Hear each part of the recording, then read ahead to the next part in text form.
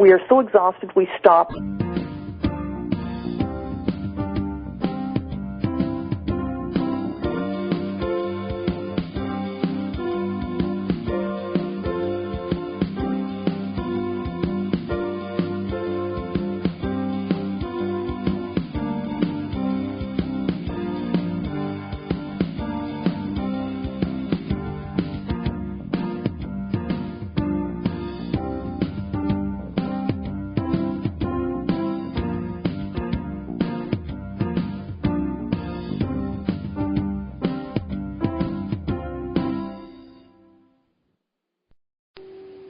Welcome to another episode of The Dawn of Shades.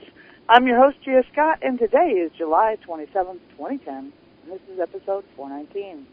More about this program and the guests that have provided us with such fascinating conversations can be found on our website, www.exogeneinetwork.com.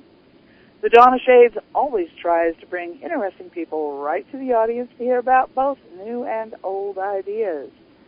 We focus on the people, places, and ideas that don't make the mainstream news, the sorts of things that are frequently labeled as alternative or paranormal.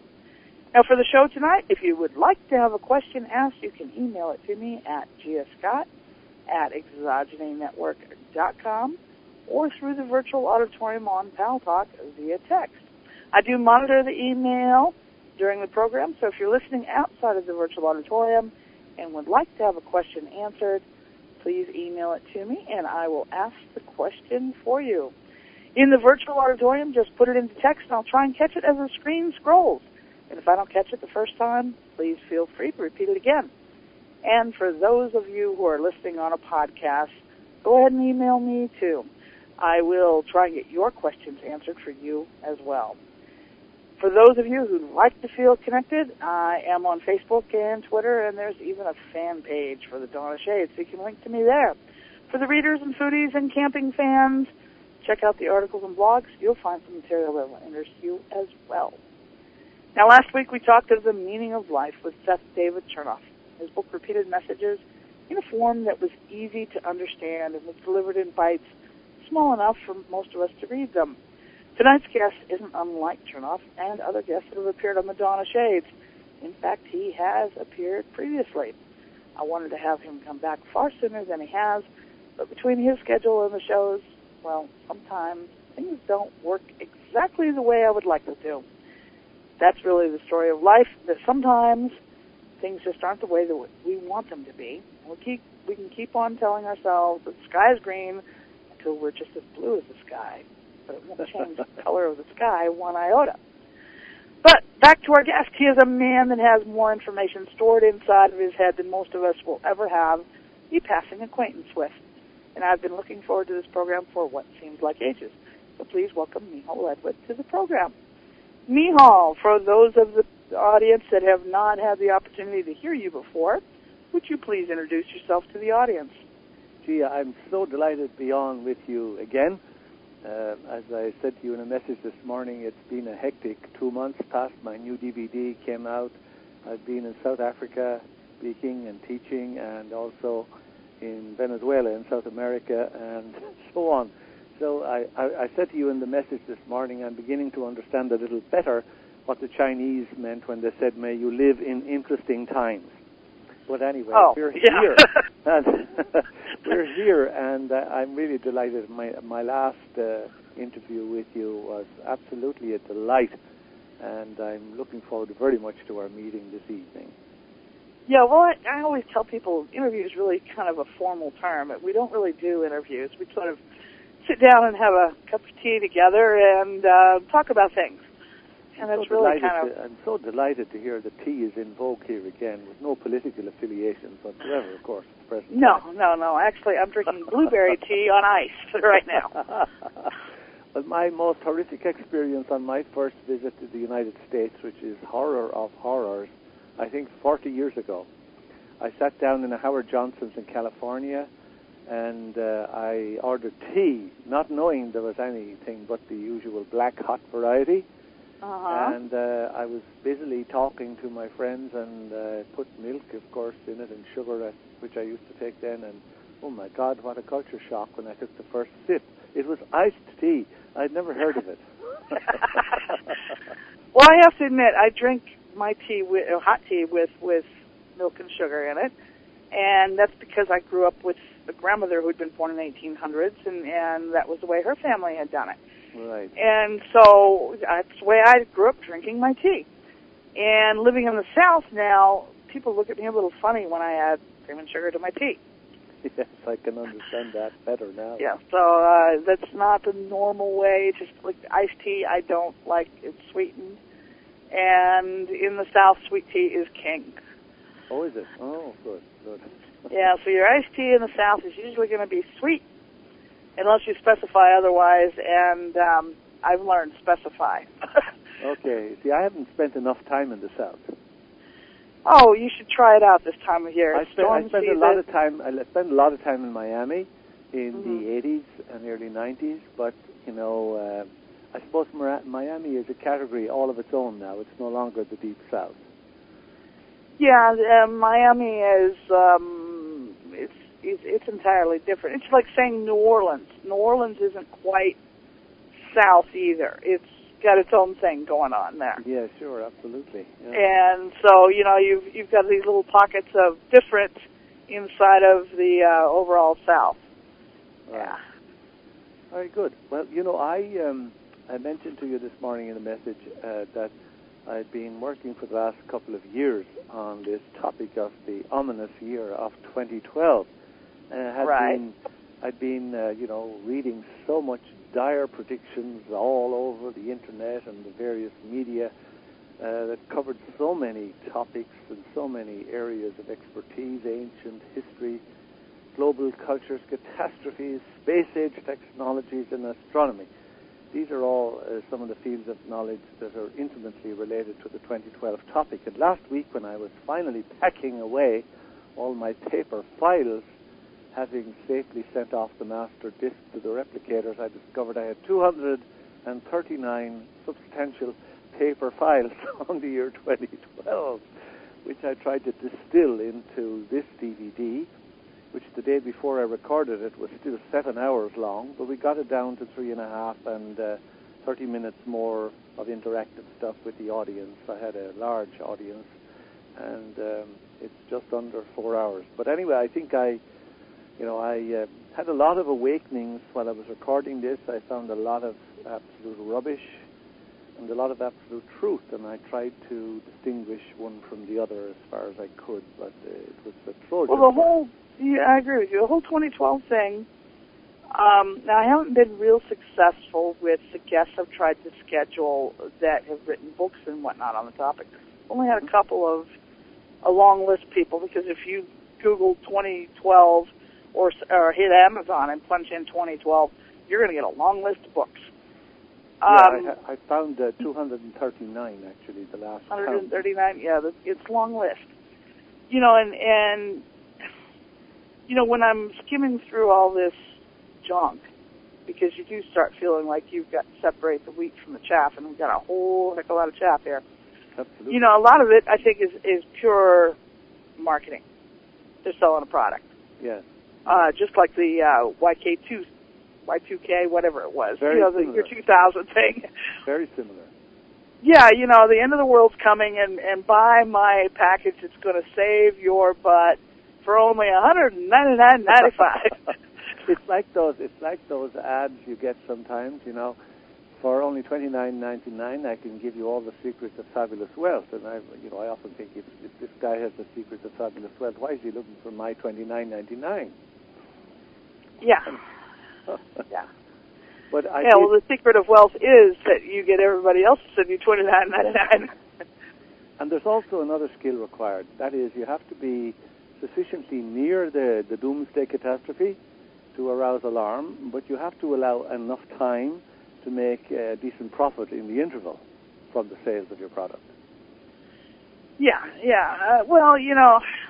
We saw a lot of people selling these Y2K survival things because this planet was coming to get us. I thought that was quite ingenious to have a whole planet come and get us. Well, that's Nibiru, I guess. Yeah, that's what it was. But it was coming with the Y2K thing or on its heels or whatever. And, these people were selling this survival kit. And I'm thinking, if the planet's going to be destroyed, why do I need a survival kit?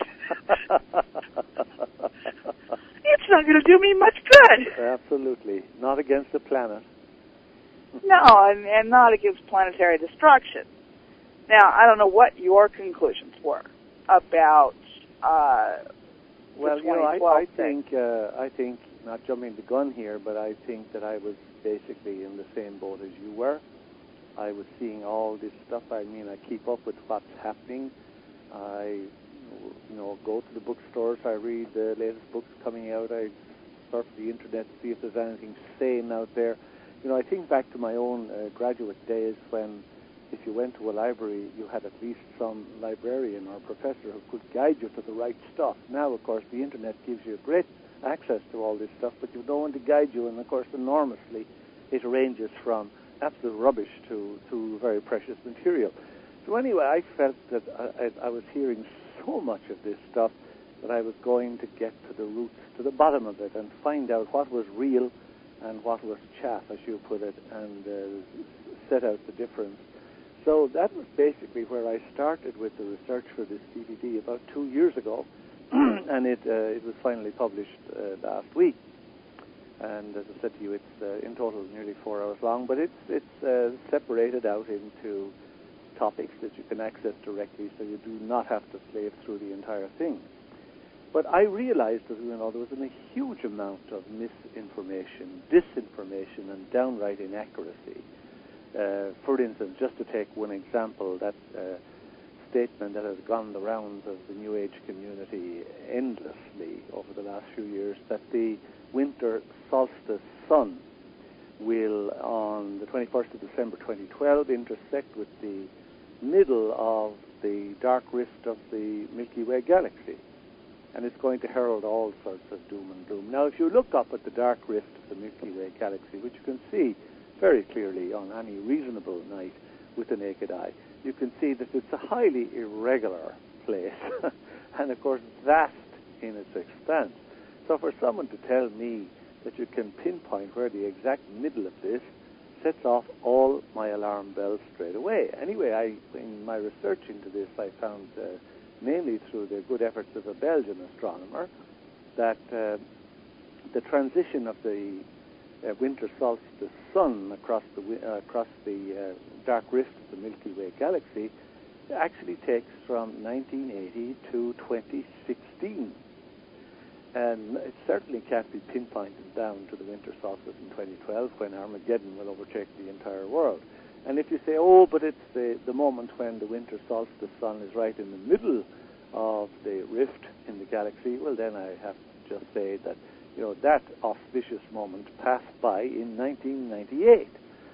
So that sort of rubbish, is out there and alarming everybody to no end. And the reason that I'm a little annoyed with this, and maybe that's coming across, is when I look back over the last couple of 1,000 years, say since the time of Jesus, I mean, the number of end-times prophecies that have appeared there are almost innumerable. I picked out 2 of them in this DVD, 2 of the most embarrassing, I thought. One of them was, in the year 999, when everyone felt the world was coming to an end in the year 1000, obviously. So all the best and the beautiful of Europe started to traipse to Jerusalem, leaving their lands and houses behind, being robbed and beaten up, etc. on the way. Many of them died. Anyway, they eventually arrived in Jerusalem in December of 999, and dutifully on New Year's Eve, 999, they trooped up to the Mountain of Olives where Jesus was supposed to return. And, of course, the day wore on, and evening came, and night came, and there was no sign, and eventually, as the middle of the night came, they realized that Jesus was not going to show. So can you imagine the embarrassment of having to retrace your steps, having thrown up everything, for 2 more years of walking back to Europe to find that your land had gone into basically a desert, and those who gave their land and possessions to the church in the hope of a quick fix for heaven, when the second coming of Christ came, found the church was very reluctant to give the property back. So that kind of thing, is replete throughout history. I quoted another one in London in the year 1524, when, of course, a very famous group of seers predicted that London was going to be destroyed by flood, and probably the entire world, in 1524 on a specific date. And 20,000 people plucked up their roots and went up to high ground, etc. Of course, like all these lists of over 100 end-time prophecies that I looked at, the day came, the day went, and nothing happened. So this is the problem we're faced with here when everyone blows the trumpet about 2012. Is it just one other of these bizarre things that people have brought up regularly throughout human history, or is there something more to it? I found there was more to it. That there are very serious things in the planetary system at the moment that have not been there before. And, there's all this thing about the Mayan calendar ending in 2012, and of course that's not certain because one group of experts says it ends on the 28th of October next year, 2011, not 2012, and another group thinks it's not the 21st of December but the 23rd, and so on. But I did discover a lot of other stuff in that was extremely interesting, and I do feel that this, despite the very inauspicious precedents that I've mentioned, that this is something we really ought to be on the alert about. Not that it's the end of the world, because it certainly isn't, but we could be facing really difficult times. I would say that, given, just the state of the world right now, you look around you, it does not take a rocket scientist to say we are on the brink of something. Yes. Disaster or change is up to us, period. Right.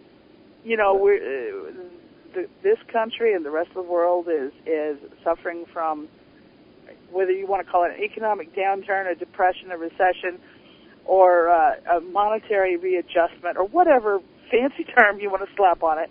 We have a lot of unemployed people. We have a lot of people that are struggling to keep a roof over their head and food in their stomachs. Yes, paid on board. And that is a fact. Okay, you cannot argue with that. We have some people that are very unhappy with their governments, and that's all across the world. We have some serious environmental issues going on. I mean, I live on the Gulf Coast. Doesn't take a rocket scientist to smell that. Yes, sure. And so forth and so on. I mean, like I said, it doesn't take anybody to be a prophet to say we're on the brink of change or we're on the brink of disaster. It's up to us to decide. Right. Whether you want to use December 21st, 2012, or some other arbitrary date, I mean, that's entirely up to you. But, and then I've had astrologers tell me, well, we've got all sorts of things come on, but I've never had anyone that is psychic of any kind, or astrologer of any kind, or anyone else involved in any paranormal precognition or prophecy sort of scenario say that we are looking at the end of the world. I regard the end of the world as poof, we're all gone. Yes, yes, exactly. That's the end of the world, folks. I mean, there's no second chance. There's no survival kit. Mm-hmm. It's poof, we're gone. As far as global disasters, oh yeah, we've got it wide open for that. As far as disasters to civilization, to governments, to our economies, we have all the potential in the world right there. Right there, we do indeed. We do indeed. There's no doubt that things worldwide, economically and socially, are in a very, very delicate state right now. But in addition to that, there are many other factors, I think, that give us great cause for concern.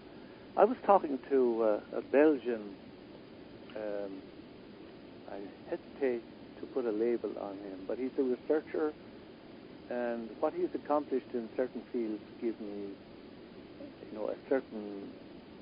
a certain weight in my eyes. His name is Patrick Gerald. I think he's Belgian, or he's a Belgian resident right now, but he's basically has worked most of his life in Holland.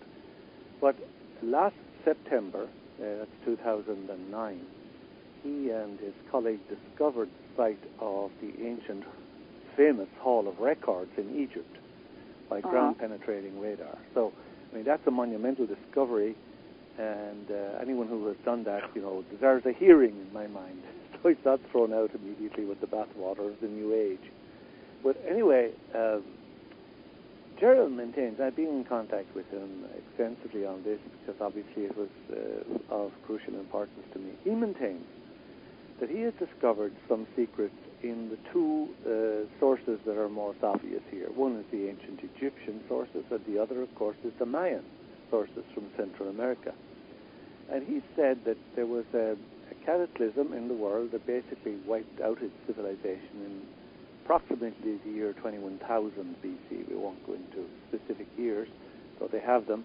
And there was another one in the year 9,700 BC. Now, if you add those together, this is what I said to him, are you saying there's a third catastrophe about to dawn on us, and is it supposed to dawn in 2012? Because I said, if I take the difference between 21,000 and the 9,700 interval, and I add that on to 9,700, I don't get 2012. I get 1728, so this should have been over 300 years ago, roughly.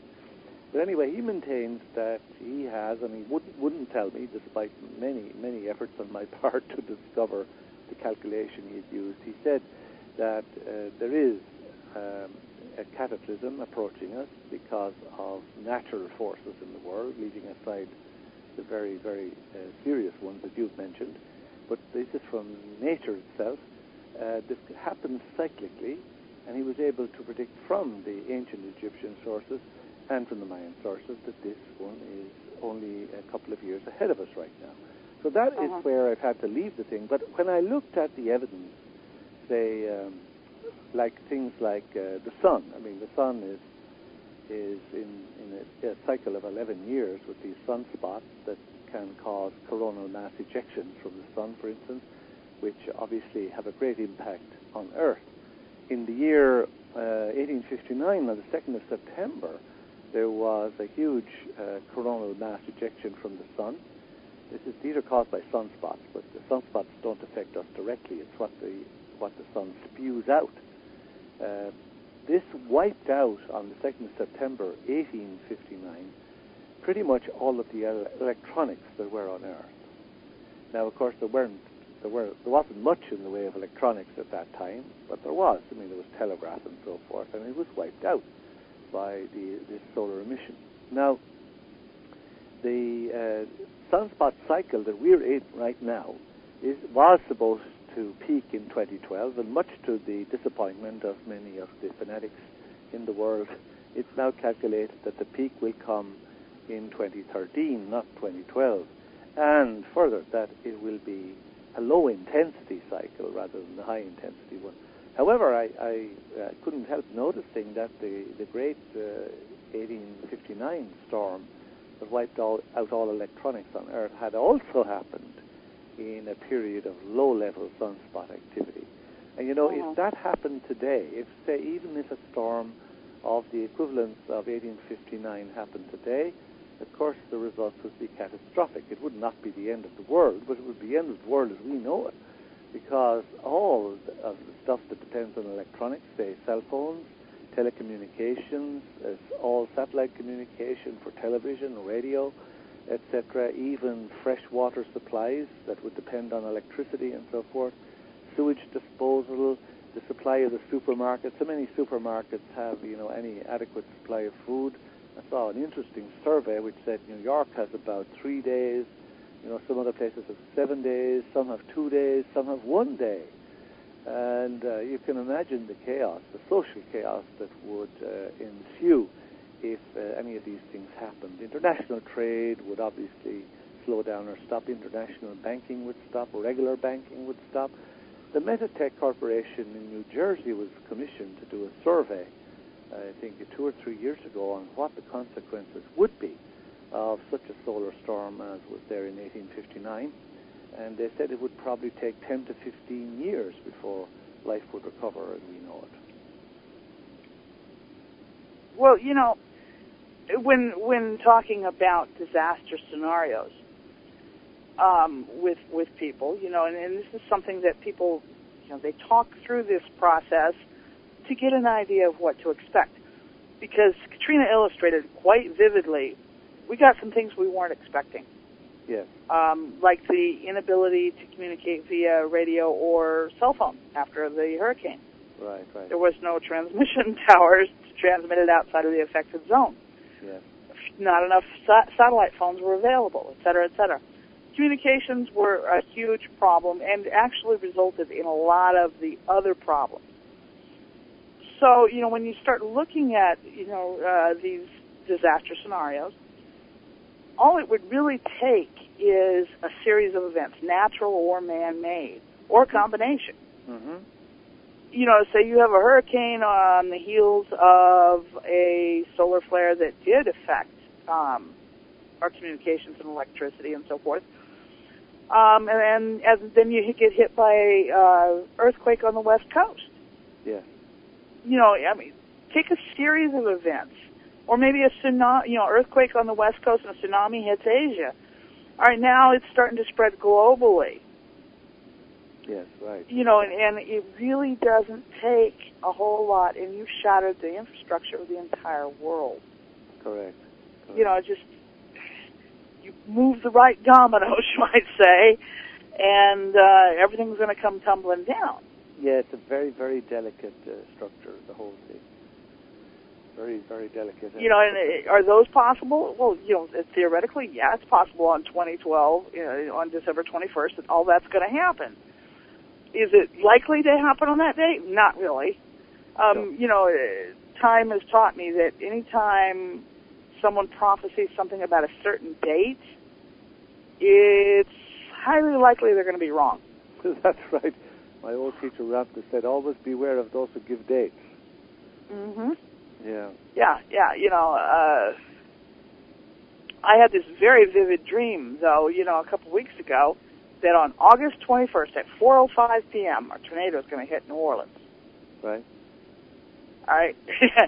Why August 21st at 4:05 p.m.? I don't know.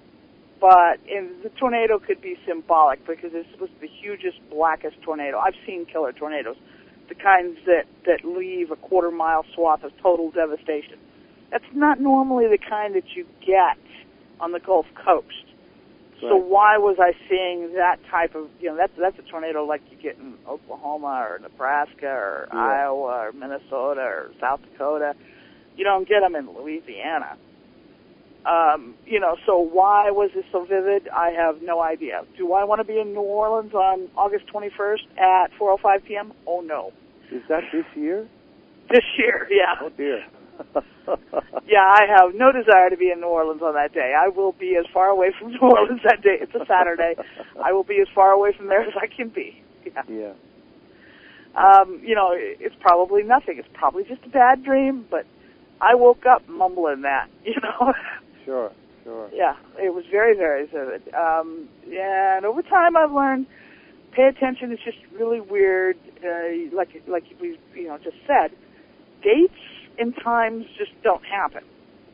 No, that the very implication that something can be fixed in stone, especially centuries in advance, is absurd if you even take anything from what we've learned about the quantum field and the nature of the observer, in the last 100 years.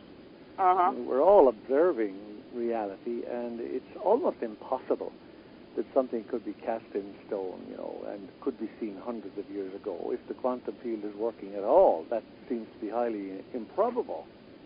And in the talking about these these prophecies from hundreds of years ago. When I read them, I don't read a prophecy into that. I don't know where they're getting it from. Well, this, Gia, this is a great revelation to me because you just have to open the internet and type in 2012 or something and see the plethora of stuff that comes up there. And I discovered, anyway, in my researches for this DVD, 2012-13, I wanted to call it 2013 to imply that we're coming through all of this. Why? But anyway, the people who advised me said, if someone goes on a search engine, you have to have 2012 in it or they won't get it. So I called it 2012/13.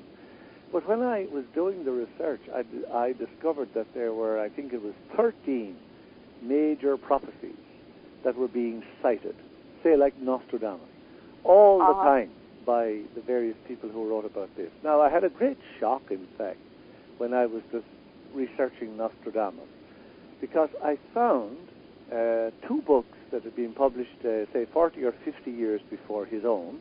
One was the Mirabilis Liber. The name of the other escapes me at the moment. But I discovered that Nostradamus had lifted most of his material, holus bolus, out of those previous books, sometimes word for word. This is a tremendous shock to me. So in my DVD, my chapter on Nostradamus is called Nostradamus the Grand Plagiarist, because that is exactly what it was.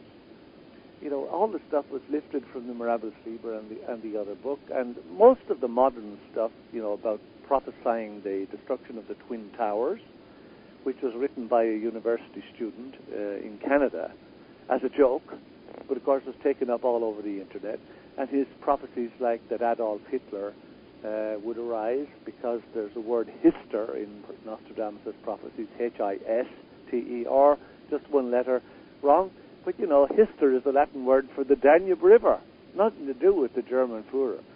So I had a great revelation to myself about all these prophecies. Most of them are utterly bogus and fake, and, some people like Mother Shipton or the prophecies of Merlin, the Sibylline books, the Lost Book of Nostradamus that's been on the History Channel so much lately. There's nothing to these except hype. Yeah. Well, when you read the ones that they have it assigned to specific events, and, you try to figure out what the heck he was talking about, they don't mean anything. No. I think he had too much lead in his diet or something, it's only after the event has occurred you can say, well, he prophesied it. Well, how did you know that was a prophecy? What good is a prophecy that you can't figure out before it happens? Right. Well, Nostradamus has never been shown to have prophesied any event ever before it happened. He has never been shown to do that. But of course. Yeah. So I have to admit that I've never been very enthralled with the prophecies of Nostradamus. I'm much more interested in, a local psychic nobody's ever heard of. Right. That has, something to say about relatively close events. Sure. And I think back even to my own pre-Katrina thing. Yeah. I kept having this fixation that I couldn't, because I lived in New Orleans. I'm having this fixation that I can't find my way out of the city. Well, I know how to drive out of the city, but it was this fixation. I don't know how to get out. I don't know which way to go. Well, I even talked to a friend about it. I said, I don't know what's wrong with me. Why do I feel like I don't know how to get out of the city? I mean, it was really bothering me. Well, lo and behold, here comes Katrina, and, which way do I go? Mm-hmm. Mm-hmm. And there really was, my thought at the time was, which way am I going to go? Well, I was evacuating with 2 dogs and a cat, and my adult daughter was visiting me.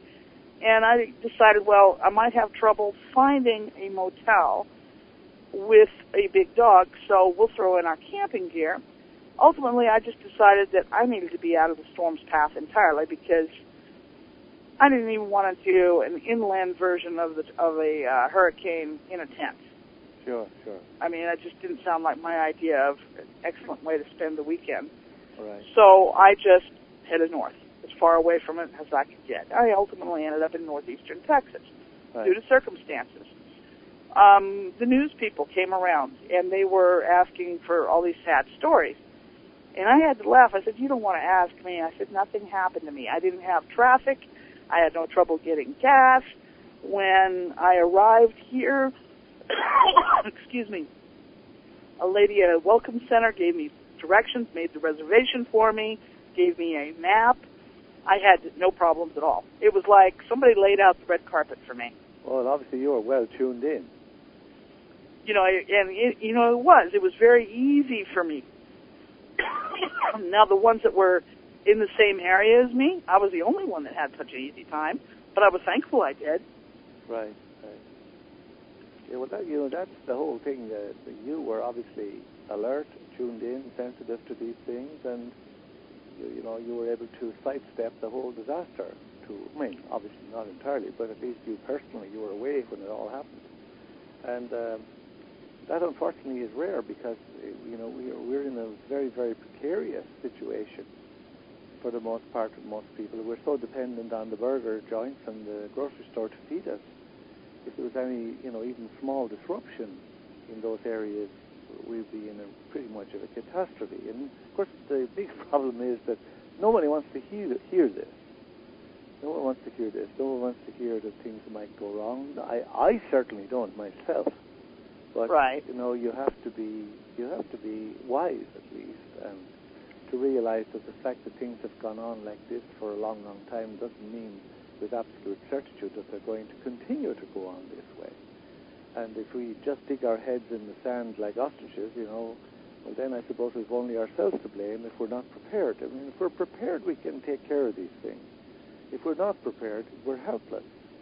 Well, I've always been an advocate of emergency preparedness, and a lot of people think emergency preparedness is all about having guns and ammunition and cans of food and water, and you're probably half crazy, and it's no, that's not what good is all that stuff if A, your house is buried under tons of mud, or B, it's been washed away by the sea, or D, you happen not to be there. Yeah. What being prepared means being mentally prepared to cope with trauma and change and changing circumstances and changing priorities. And, yes, it does mean keeping a set of stuff ready. I live in an area that gets frequent evacuation. Oh, really? I keep a backpack packed, ready to go if I have to. Yeah. That only makes sense. Do I want to go off like that? No, but I can. Yeah. And that's the thing, is I tell people, be prepared. And that means every member of your family, be they human or be they a four-legged family member, needs to have their own little stuff. You should have food for at least a week in your house. Yes. In fact, there's a number of religious groups and other organizations that advocate that every family should have 1 year's supply of food in their home. Right, yes, I know that, and I think that's very wise. Yeah, and like I tell people, because people have often made fun of my pantry, it's like, if I lose my job, I have that as backup. Sure. If something else happens, I have that as backup, and I have used it in exactly that way many times over the years. Yes, I know, yes. Because economic disaster, well, it can hit you without even losing your job. Say your car breaks down, or, you wreck it and you're just carrying liability insurance. All sorts of things can hit you that you don't expect. Right. I think back when my daughter was diagnosed with type 1 diabetes as a teenager. Was I expecting to suddenly have huge monthly regular medical bills that there is no escaping from? Oh, right. No. Right. Yeah. And without resources, I would have been up a creek. Sure. Absolutely. I mean, a great instance of that occurred to me, let's see, it was 2 years last December when my OR book was published, the OR Project, and I was going down to Portland to do 6 or 7 talks in various areas to publicize the book. And during the time that I was away, we had a lot of rain here, and the main freeway between Seattle and Los Angeles, which is the I-5, was under 20 feet of water. About 20 miles from where I live here. So while I was in Portland, I really, to all intents and purposes, could not have come back, even though I didn't need to come back. But the crunch of the thing is that I never realized the extent, for instance, to which the supermarkets in Seattle are dependent on produce from California to stock the shelves. And after 3 days, when the freeway was blocked, and of course those large trucks can't take the alternative routes because they're just too large for them, very basic commodities in Seattle were being depleted entirely from the supermarkets, and that was only in 3 days. So, you know, if you had a major earthquake or something that fractured the freeway, just the one freeway, it would have catastrophic implications. And basically, you know, we are in a state where we believe everything is going to continue as it is, and we're not prepared for disasters like that.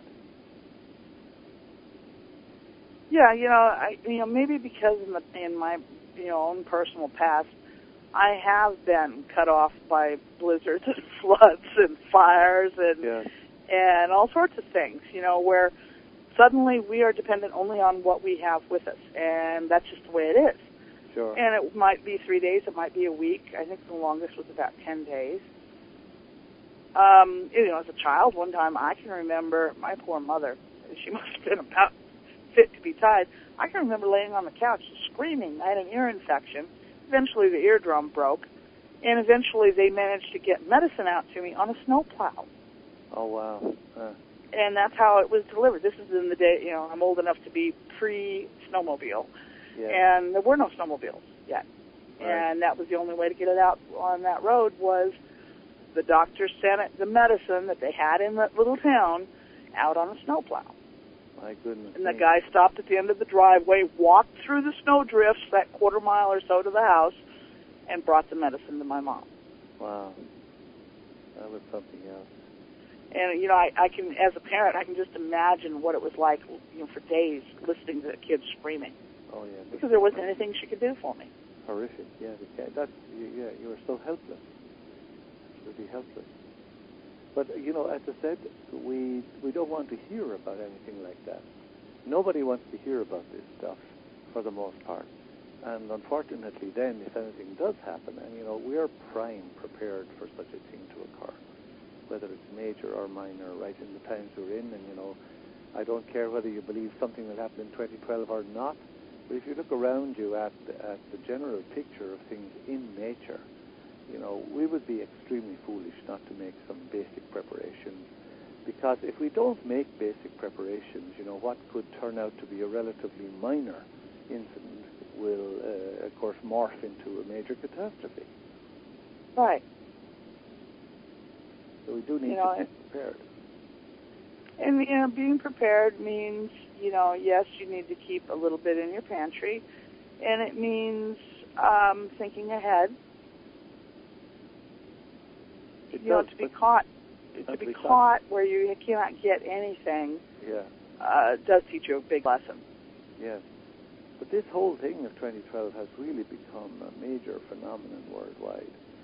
I mean... Oh, yeah, and like I said, my personal impression is it's the biggest marketing hype of this decade.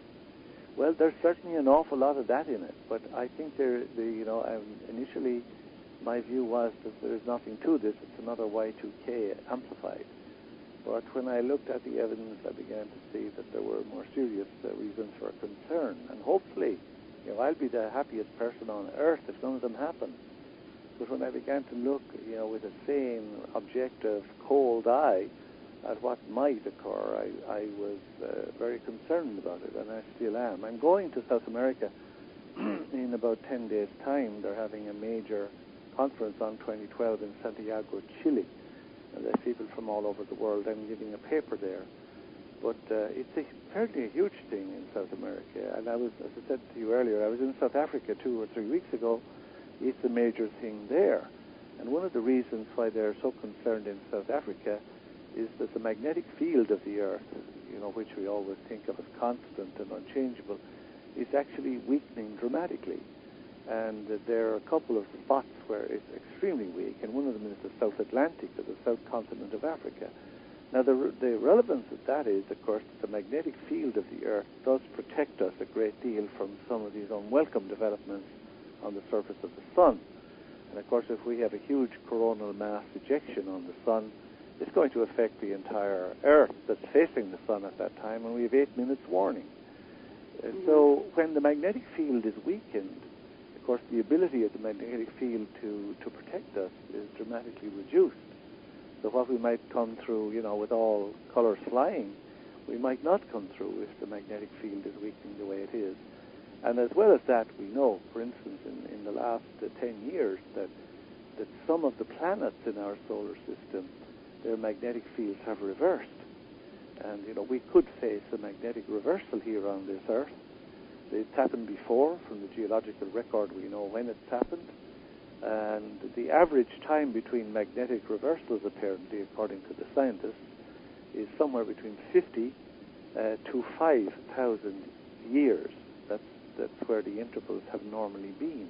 But the interesting thing is that it's been 780,000 years since the last one. So by any stretch of the imagination, we are long overdue for something that has happened here many times before. Now, what would the effect of a magnetic reversal on the Earth be? Basically, nobody knows. The North Pole would become the South Pole magnetically. Would it mean that every electrical motor on the entire face of the Earth, from what's in your iPod down to your car or excavators or whatever, or ships or airplanes, would cease to work? It's a possibility. We don't know. Yeah, that's, and I had heard about the magnetic shift before. That's something that had been brought up to me, probably the first time was about a decade ago. Right. And a number of people have been saying, it's one of the Earth changes that are about to happen. Yes. And it's one of those things that you can't say they're wrong. No, you can't. And, hopefully, in our time, it will never come to pass. But it certainly... And it could be entirely innocuous when it does happen. I mean, maybe only the North and South Pole switch, and that's the end of it. Like you said, we don't know what's going to happen. No, but we don't know. And those who pretend to do, I'm afraid, are basically people without a foundation. But it could, if you give how all electrical motors, from the tiny to the large, are dependent on the present orientation of the magnetic field, it could happen that they wouldn't work, or they would work in reverse or something. We don't know, because we haven't had the chance to test those things in any adequate way. But there are plenty of things, as I say, that would caution us to be careful and to not assume that the future is going to be like the past, because it may not be. And if we're prepared, we're going to come through it. If we're not prepared, the odds are very much against us, unfortunately, and nobody is interested in scaremongering or anything like that. Yeah, what other kinds of changes did you find were, sort of on the brink, besides the magnetic reversal? Could you say that again? There was a crackle on the line. I missed some of your words. I said, what other sorts of changes have you found on your DVD that were sort of on the brink of, that could conceivably happen? Well, as I said, in this DVD, I set out to separate the hype from what I thought were real dangers. And one of the things that struck me, in the lines of prophecy, and we've said our stuff on prophecy, and I looked at Edward Casey. He said that by now, the whole west coast of California would have gone into the ocean. But in a real sense, the prophecy is successful when people change their minds and avert what might have been coming down the pipeline. So in an odd sense, a really successful prophecy is one that's not fulfilled at all. I'm well aware of that. However, in addition to the famous end of the Mayan calendar, we have a major conference here nearby in the next month on that as well here. But in the Mayan calendar, of course, it'll end either next year or the year after 2012, and a lot of people have said it's the end of the world. Now, there's 20 Mayan calendars, of course, not just one. But the ancient Maya said very little about what might happen at the end of the calendar in 2012, if that is, in fact, the end of their cycle. But what I did come across, which is of much more concern to me, cutting to the chase here, is something called the Katun prophecies of the Maya. A Katun in the Maya calendar is a 20-year period. And there are two prophecies relating to the Katun that we're in right now and the one that comes after it. In other words, from 1993 to 2012 and from 2013 to 2033. These are not in the Mayan calendar codices, but they're in the book of the Chilam Balam of the Maya, the book of the Jaguar priest. And they said that in that prophecy, that from 1993 up to 2012-13, there would be gradually escalating changes, eventually turning into massive earth changes, epidemics and storms, plagues, famines.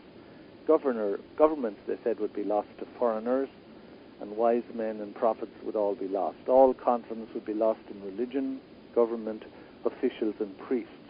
They said that stones would fall from the sky and consume the land, which could well, I suppose, refer to intense volcanic eruptions, and the earth will turn upside down, change of axis or polar shift. So that was the first cartoon up to about 2012-13. And, one of the major things that I'm concerned about is the two calderas, caldera in Yellowstone and the one in California. So those are huge volcanoes, and I noticed recently that someone predicted that if the Yellowstone caldera, the boiling pot in Spanish, if that erupted, it would cover the entire United States in 2 to 3 feet of volcanic ash. So that would do away with the great breadbasket for the conceivable future. And you have another one down in California that could do the same. Now, they're in a very, very delicate state of equilibrium, those two calderas. And one thing that really raised my antenna on it was the famous incident of the Madrid bombings there a couple of years ago. Under interrogation, one of the suspects there said that one of the plans of Al-Qaeda was to insert a small nuclear device into the Yellowstone caldera. Now, it's in a very delicate state of equilibrium. There is no way known that the pressure can be released without causing it to go off, and certainly a small nuclear device would set it off. So, I mean, we're not dealing just with nature, but with nature being helped in all of this. Now, we're sort of seeing the same thing with the oil leak. Now, yes. Granted, it's supposedly capped now, but there was discussion that the Russians had 5 times used nuclear devices to seal off wells that were leaking in much the same way. And then, other people say, well, there's a really big lake of methane gas, or methane liquid, in the same vicinity. And, everybody in the precognition sort of arena that I asked about this said, ooh, bad things will happen if they do that. Yeah. And so, it's not something I have any control over or the average citizen has any control over. Yeah. Somebody could elect to try and use a nuclear device, out there in the Gulf of Mexico, too. Yeah, well, that was devastating. Yeah, it would be. I was listening to a speaker the other day who said that the methane, because it's coming from so far down in the surface of the Earth, plus 5,000 feet of ocean on top, that the ratio of methane to petroleum is 40% methane as opposed to 5% normally. And that this whole, cauldron here is building up on the surface, and it could cause a massive explosion with a pretty major tsunami, obviously, on Louisiana and all of the Gulf Coast region there. But, I don't know. And others have suggested that there is a major leak, not at where this oil site is, but some miles away, and it's a very, very long fissure in the earth that's leaking. Now, the last thing, obviously, any sane person would want to introduce into that region, as you said, is a bomb to try and seal it. Because if the bomb fails, what do you do then? It's unsealable. Now, they tell me from satellite photography, you can see that the Gulf Stream has basically been interrupted by the oil spill right now from satellite photographs. If so, what's that going to mean in Europe for this coming winter, for instance? I know I'm from Ireland, and I know exactly what having the Gulf Stream on your coast is like, when we can grow, basically semi-tropical fruit in the southwestern part of the country, even though we're on the latitude of Labrador, which to all intents and purposes in winter is an icy waste. So the interruption of something basic in the ecology of the Northern Hemisphere could have quite catastrophic consequences. However, to come on to the second Cthulhu prophecy, I went off point there. This is also, they said, going to be a time of enormous change. That many of the peoples, because of the physical difficulties that they're going to run into will be open in a way that they never were before. It's a time for the end of all traditions and the beginning of new times. And people will come to a much more explicit realization of how things actually are, how life after death is envisaged. The old beliefs will be washed away as a preparation for the new. Imbalances in things are going to become more and more and more dramatic as the end times approaches. And it was interesting to me to note in that connection, Gia, that the Maya elders in Guatemala issued a statement not quite 3 years ago. They hadn't issued a statement, I think, for 527 years or something prior to that. But they said that a window of what they call the end times was dawning in the year 2007 and would extend for 8 years to 2015. And the Maya themselves said, in addition to anything we've discussed here and totally separate from it, they said that during this window of the end times, there would be shifts in both the magnetic poles and in the geographic poles, that the magnetic field would go to zero, that the Antarctic ice cap, which, as you know, is off-center from the Earth's rotation on its axis, that would slip into the center of rotation of the Earth and would pull the Earth's crust with it. And obviously that would cause massive tsunamis and the bathtub effect all across the Earth, and there would be 30 hours of darkness because with the magnetic shift, photons wouldn't work. In other words, it doesn't matter what kind of light you have, it wouldn't show. So, you have a confluence there between the Mayan elders and some of these other prophecies, and also the Hopi prophecies here in North America, substantially the same sort of thing. So while most of the prophecies that I looked at were insubstantial, exaggerated, and had nothing to say about the subject, some of them did. And I assure you that what the ones that did have something to say left me extremely concerned about it. Mm. Now, in the virtual auditorium, I had someone asking about where you found these prophecies. Where what? Where you found these prophecies. Someone asked where did I find them, or where yeah. Oh, well, they're available. The ones I looked at, as I said earlier, I assessed 13 prophecies because they were the ones that were most frequently cited by present-day authors in support of an end-time scenario in 2012. Now, I separated them into prophecies that had something to say about an apocalypse in our time, and ones that had nothing at all to say about an apocalypse in our time, including Nostradamus. But with the ones that did claim to predict apocalypse in our time, first of all were the I Ching, which Terence McKenna of Timothy Leary fame in California, not so 20, 30 years ago. The WebBot, that's a robot that tracks the internet traffic, tracing the occurrence. I find that one very curious. Yes, very glad. Thirdly, the Hopi prophecies.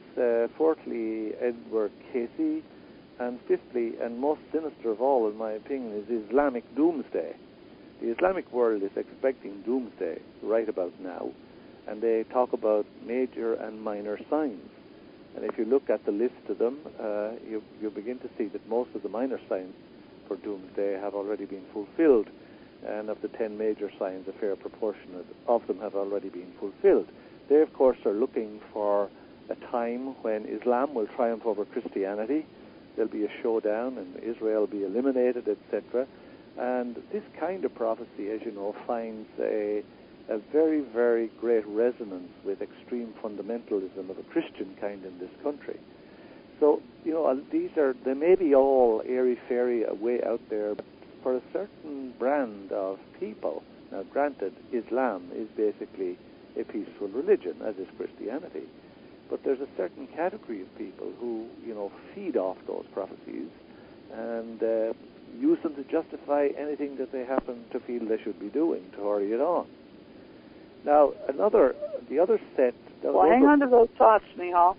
Folks, it is time for us to take a break. We're running actually a little late even. So while we're away from your computer, check out our website, www.exogenynetwork.com. And stay tuned. The Dawn of Shades will return with our guest, Michal Ledwith.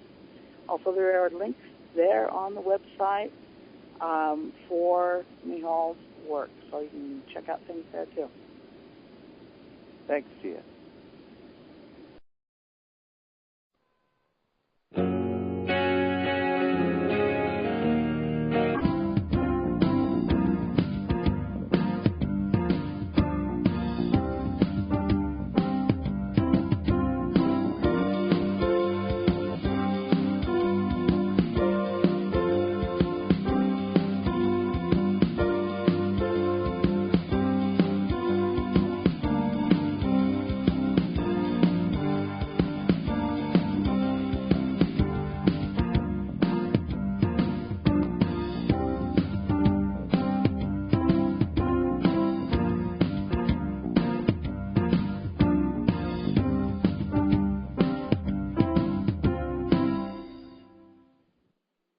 Welcome back to the Dawn of Shades. I'm your host, Gia Scott, with our guest, Michal Ledwith, and once again, I would like to remind everyone to visit our website, www.exogenynetwork.com. You can sign up for the newsletter, wander around, explore the website, let me know what you think of it. You'll also find links there to take you to all sorts of stuff about Michal. And there are links there to take you to blogs, Twitter, and Facebook, too. If you want to go straight to my blog, it is giascott.wordpress.com, and you can find out what kinds of things I'm up to lately. Might be a little scary sometimes. Now, if you have a question that you wish to have asked, you can email it to me at giascott@exogenynetwork.com. I do monitor the emails during the program with Michal tonight and every night, and I'm trying very hard not to miss anything. So, Michal, we've talked about all sorts of things. And one of the things that you had mentioned in the stuff that you sent me before the program was about changes in the DNA. You know, how would our DNA change?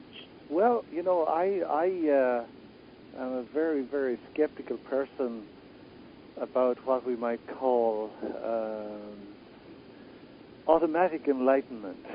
Oh, yeah. You know, you're going to get turned on without having to do anything. This radiation, you know, from the galactic center or from wherever, from the photon belt, from any number of sources is going to come along, and we're all going to be transmuted, and we'll have the birth of superhumans or something like that. I of course, came to that with very, very much of an antagonism.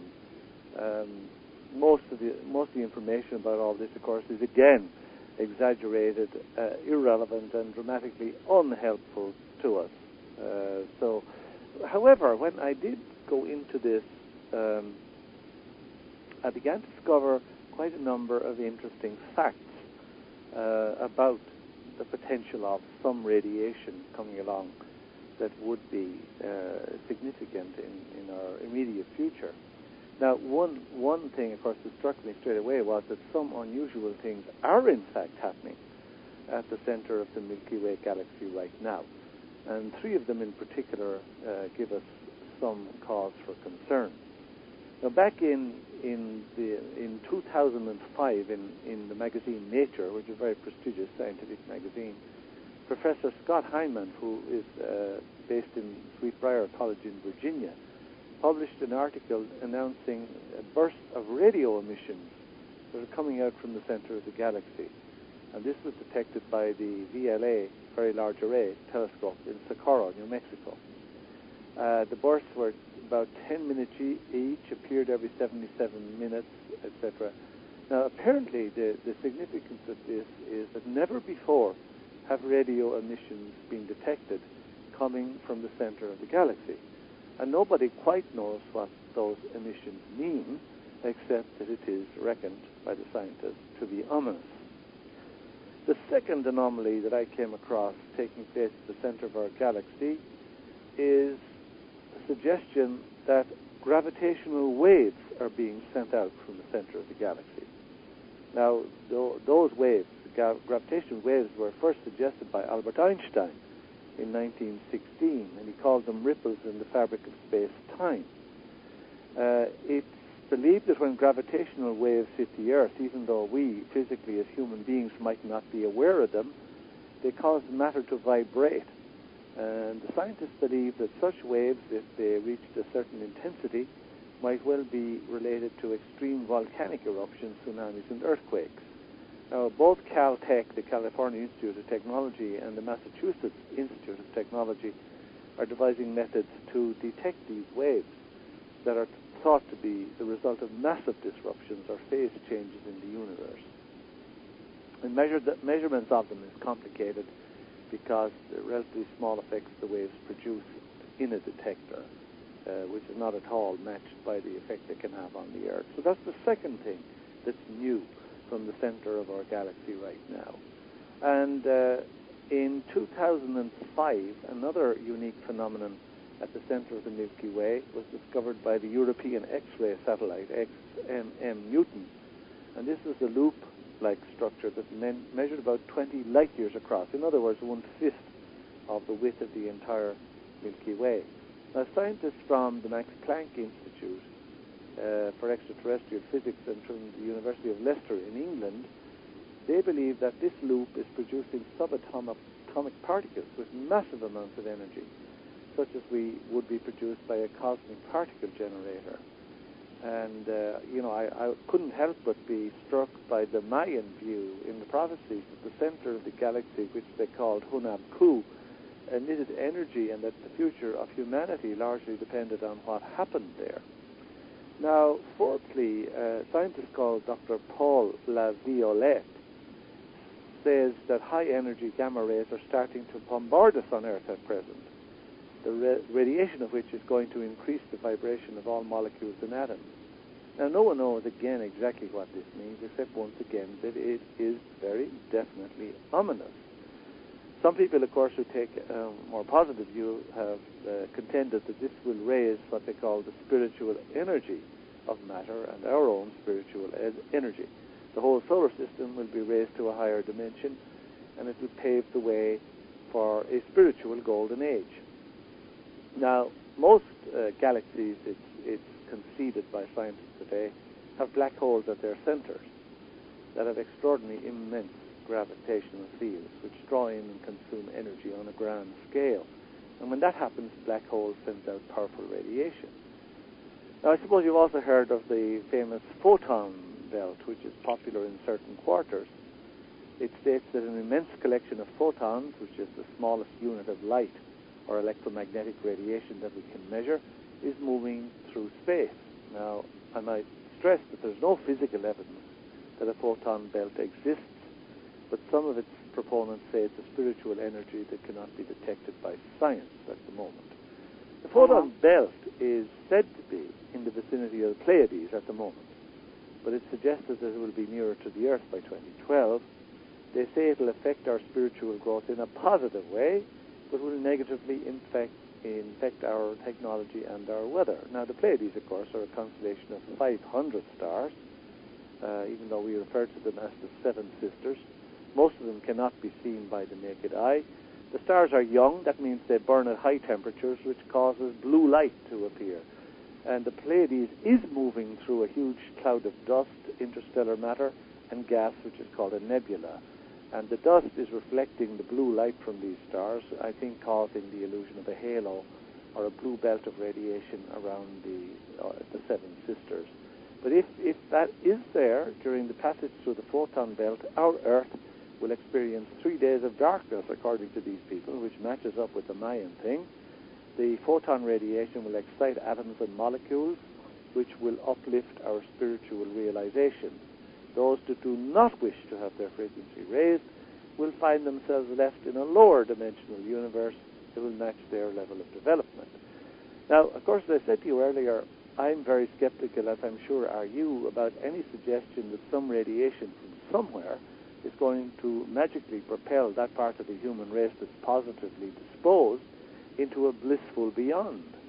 And one is similarly skeptical about many claims that such a process will bring about ascension, quote unquote, with no attention given to even beginning to understand what ascension might possibly mean. And of course, all of us, who have grown up and live in the instant gratification culture, love to imagine that there's going to be some device or potion or powder or simple technique that will achieve rapid transformation for us without much focus of will on our part. And of course, such a belief, I have to say, unfortunately, is an illusion, because what we're pleased to call profound spiritual evolution is something inescapably personal as eating your own breakfast. No person or thing can do it for us.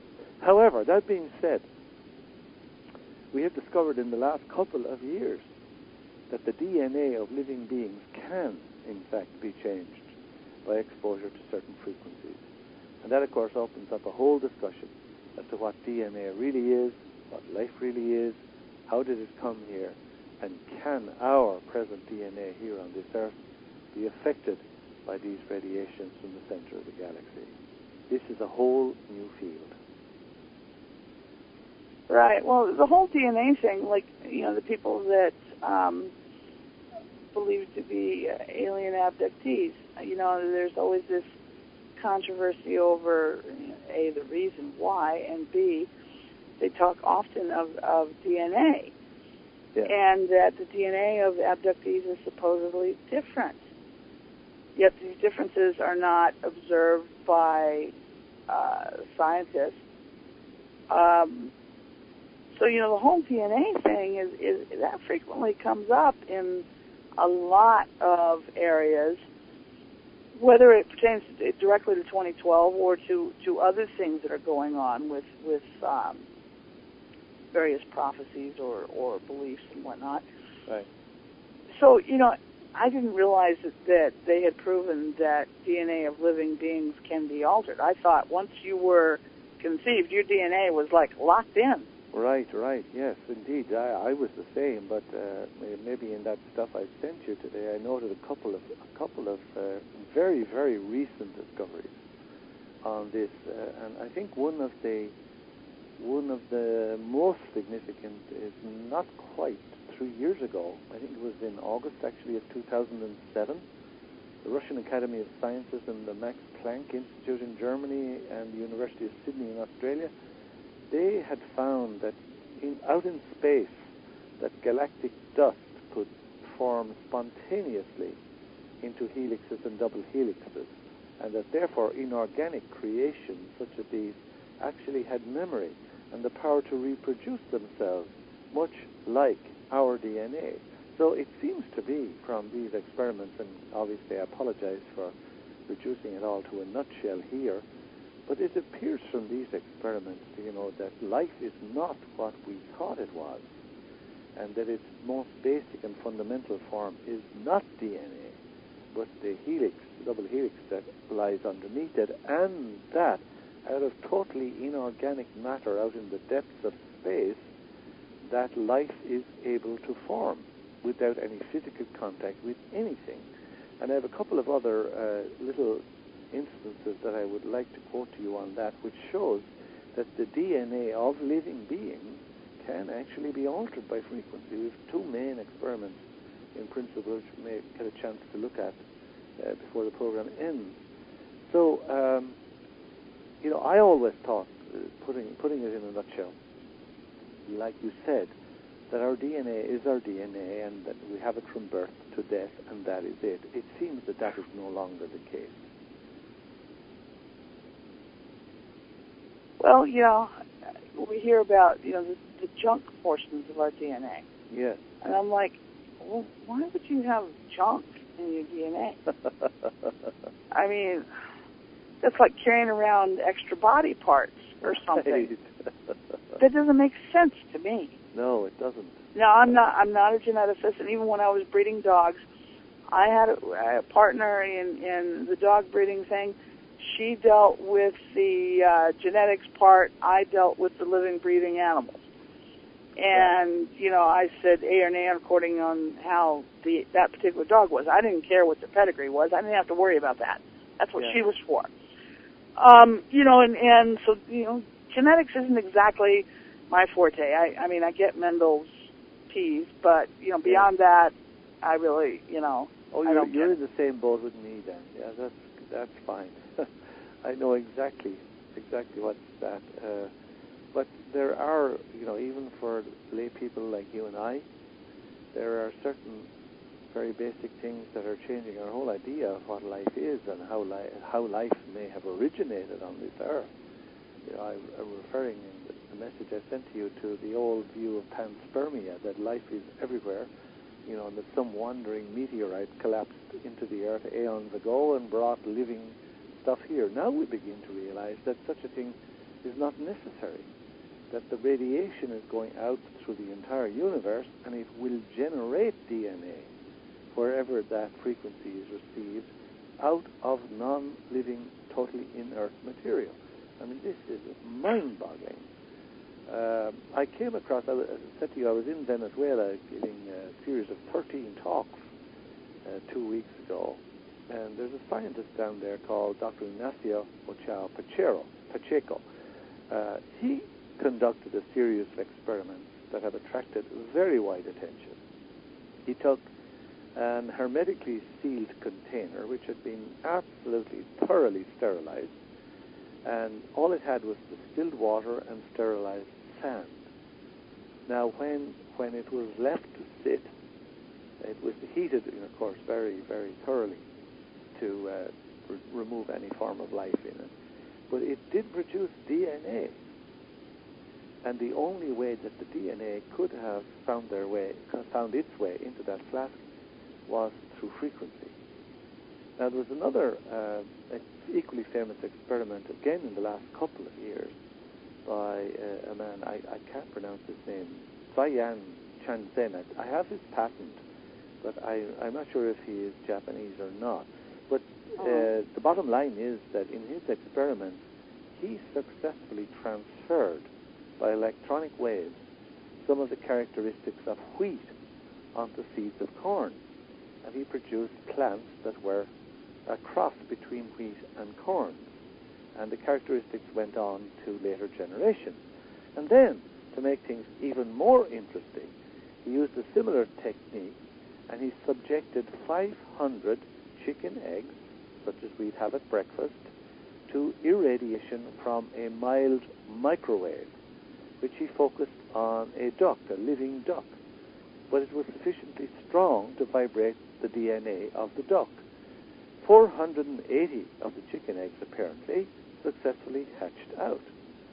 And the majority of them had some duck-like features, such as webbed feet, duck head forms, and changes in the positions of the eyes.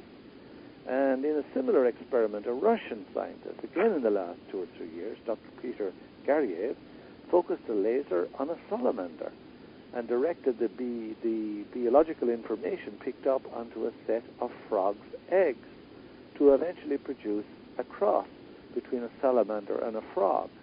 The laser had picked up the wave information from the salamander's DNA and transferred it to the DNA of the frogs.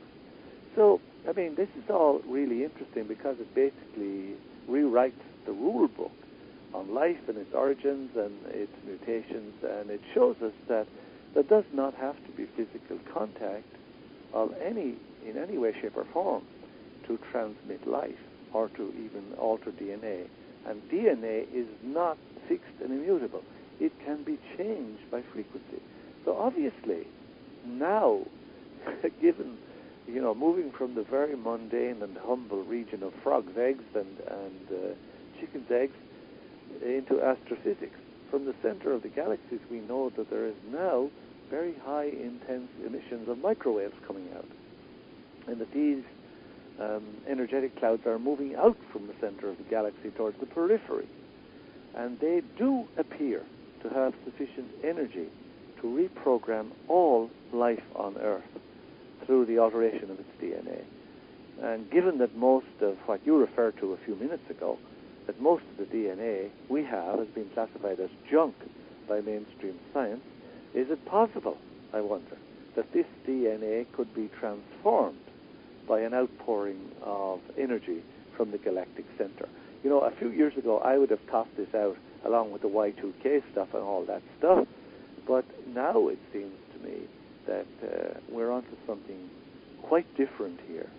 In other words, that life can originate anywhere in the universe without physical contact or contamination with pre-existing life. All you need is the frequency to go out, and whatever inanimate matter is there that can produce living forms in the shape of helixes and DNA will emerge. Now, does this mean that these new energies which we're detecting from the galactic center, that these are going to make a profound change in our DNA. It's not automatic enlightenment, as I said to you. Obviously, that's something inescapably personal. But is it going to make a huge change in our DNA? Because as we know, the generation of our particular brand of DNA, whatever way you regard it as having originated in the remote past, and that's, of course, another program entirely. But given that's there are a lot of changes for the better that could take place within it.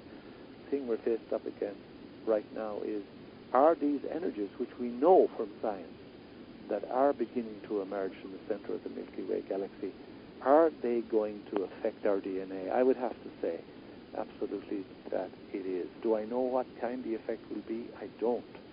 But it's certainly something I think that has to be acknowledged is about to happen. Well, going back to that Chinese, I understood it was a curse. May you live in interesting times.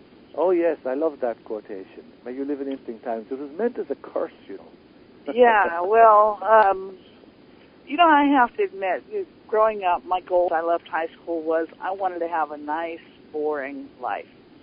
Picket fence, be like June Cleaver, know what was going to happen on the second Tuesday of the month 10 years from now. Right, yes. And I failed miserably. Oh, yes. Well, I think you're part of a very large group of people, like about 6 billion. It is. It's very interesting times. I've never had a boring day. I can't remember the last time I said I was bored. Right, I'm sure not. And, you're looking at all these things that, all this doom and gloom, people want to bring down upon our heads.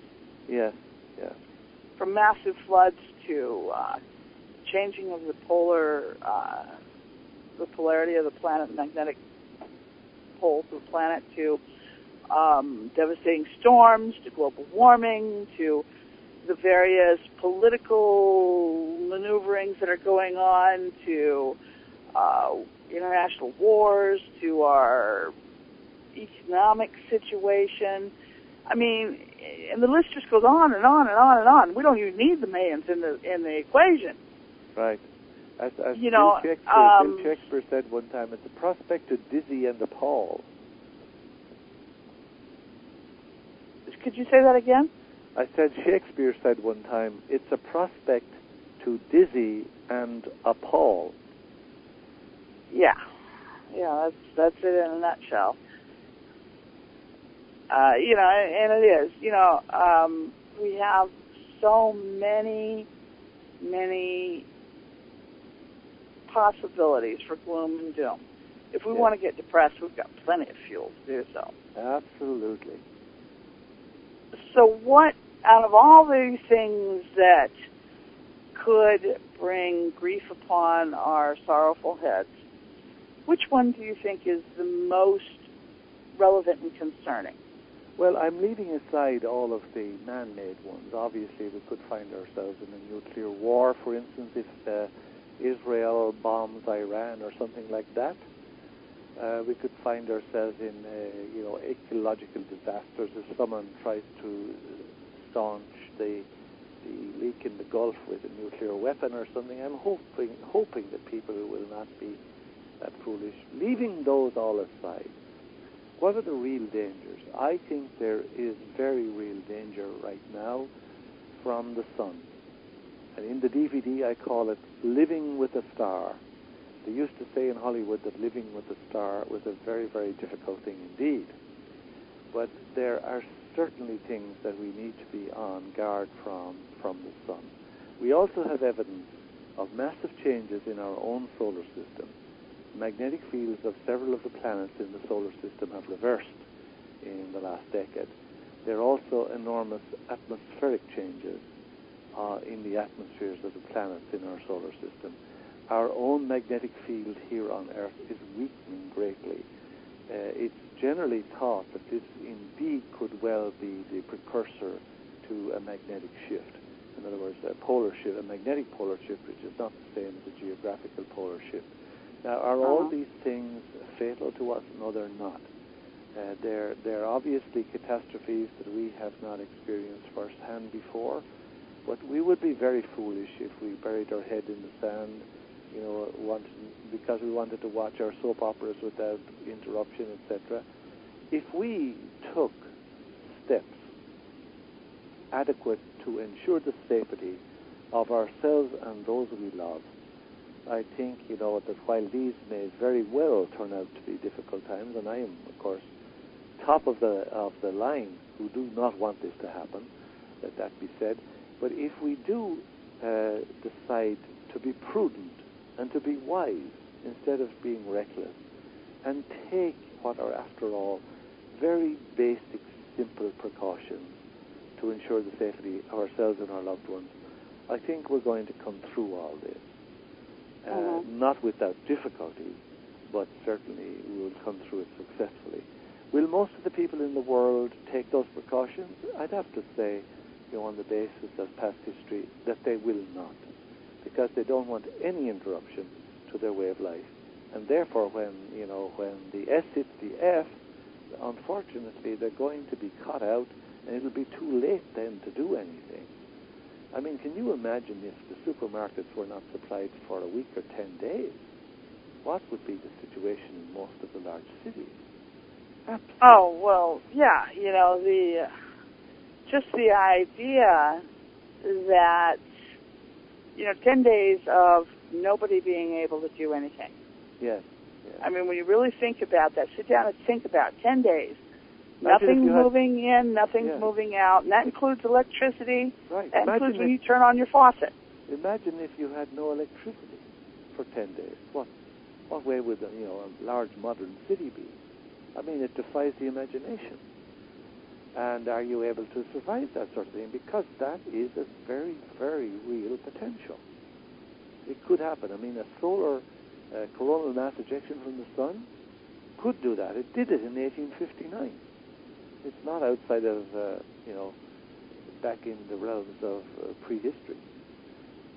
So, we do need to be more alert. I mean, our grandparents would have survived all of this very well because they lived closer to Earth, Now, of course, we rely on the burger giants to feed us, and we realize that the supermarkets are going to have the food there day after day. I mean, I'm one of those people myself.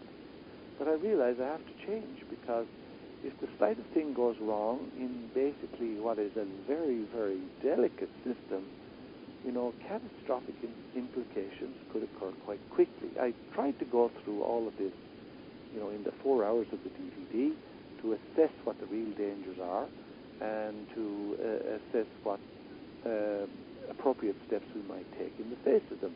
I think it's not beyond the ability of anyone who is serious and responsible to take those steps.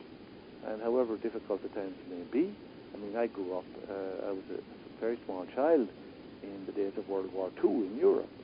And while in Ireland, of course, we never faced the shortages and the difficulties of food, etc., which mainland Europe did, we did feel the impact of it. It passed. I mean, it was 5 years of hell, but it passed, and those who were prepared came through it. I think we owe it to ourselves to realize that, we should really be, as Ramtha said, we should really be ants and be wise and not be grasshoppers, who live for the day and don't give a hoot about anything that follows. If we do that, I think we're going to come through whatever nature can throw at us, and probably at the end of it, we'll emerge much better people, and probably will be much more enlightened and much more advanced, and we'll have much more abilities than we have never dreamt of right now. But if we don't do anything, that's it. Well, I've often said, we've spent the last 200 years advancing our physical self, medical, technology, manufacturing, scientific, all the physical aspects of who the human being is. But we have neglected our non-physical self, our spiritual self, that part of us that can't be weighed and measured and examined in the laboratory. Right. And, maybe it's time. We're like children. Children don't grow evenly. They don't mature evenly. You're going to have a kid that's all feet and legs, and can't hardly walk across the room without tripping over his own feet. You can have another one whose ears grow to adult size long before the rest of his head does. Right. Or, one that advances a great deal in English, but, science and math just isn't happening. Yes. And you don't see even development in children. And as a race, perhaps we are as children are. We've been focusing on this science, technology, etc. facet of ourselves. Maybe changes are going to force us to focus more on the spiritual or non-physical aspects of ourselves. Well, that's what's going to, determine whether we come out of this in good shape or not.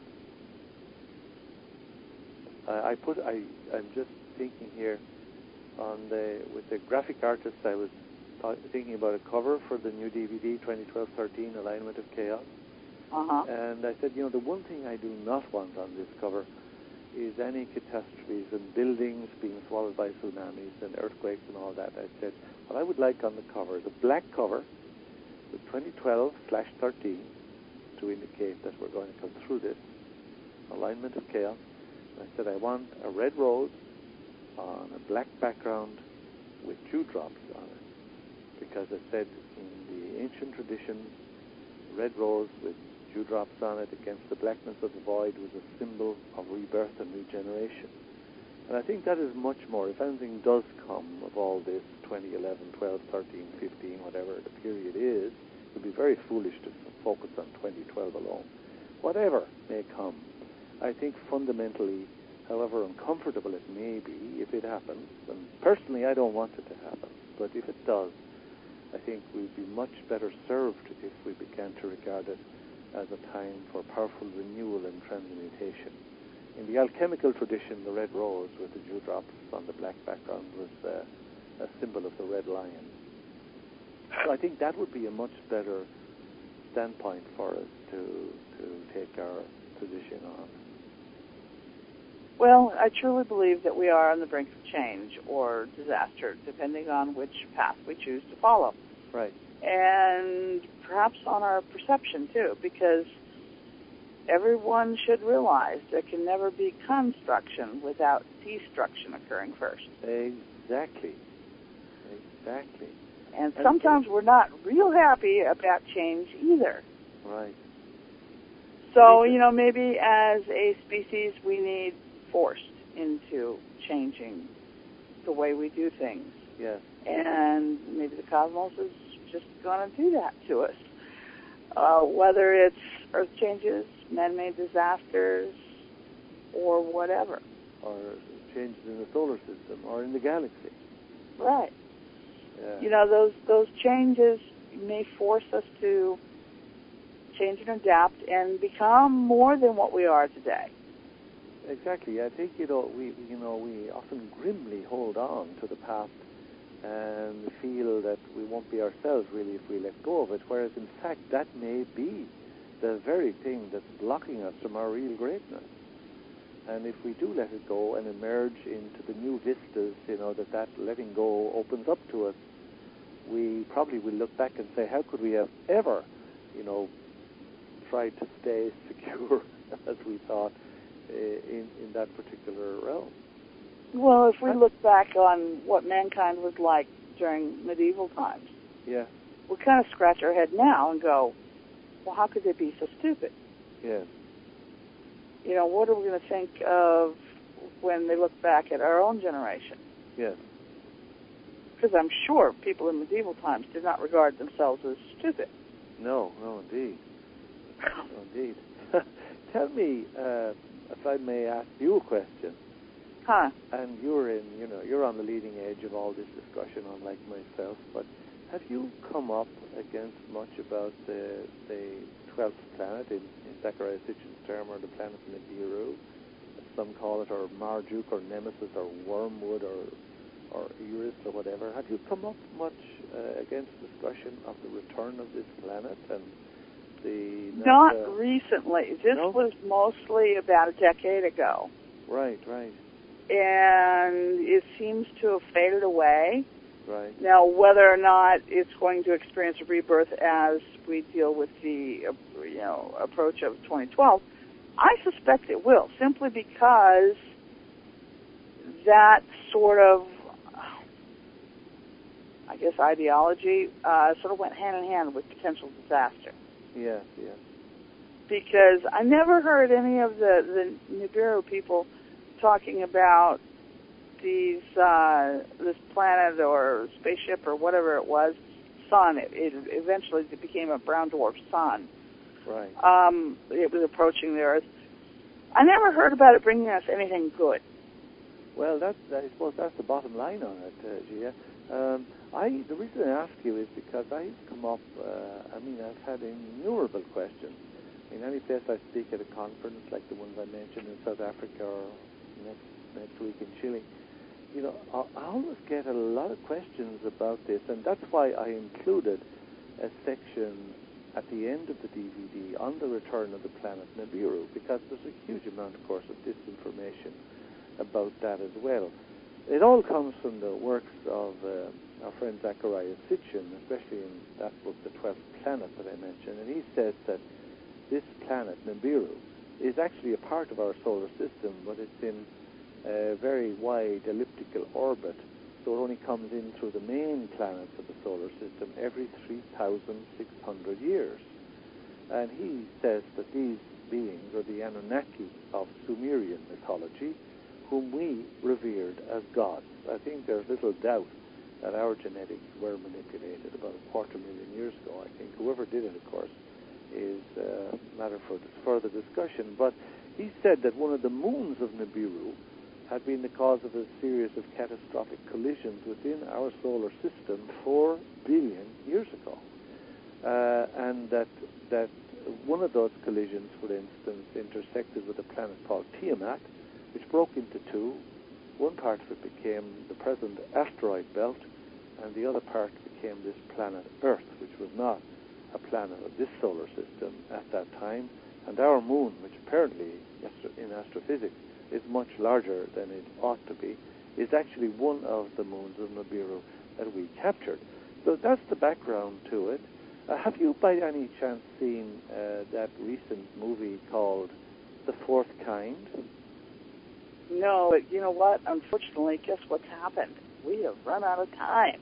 Oh, we have? Oh, dear. Yes, we have. Oh, well, anyway. Well, listen, if anyone has any questions, they'll send them to you on your website or my own website, Hamburger Universe, and I'll be delighted to try and answer them. Yeah, we will definitely get that together. So, folks, if you've got questions, make sure you send them to us. Michal, I would love to thank you and have you back again soon. I would look forward to it. A great guest. It's always a great pleasure and an honor for me. Thank you, Gia. Well, folks, I hope it provided all of you with plenty of food for thought and more illumination for your personal journey towards truth. Join us again next week for another episode of The Dawn of Shades. Sure to be another fascinating conversation with our guests. With that, we are out of time. I'm your host, Gia Scott. Good night.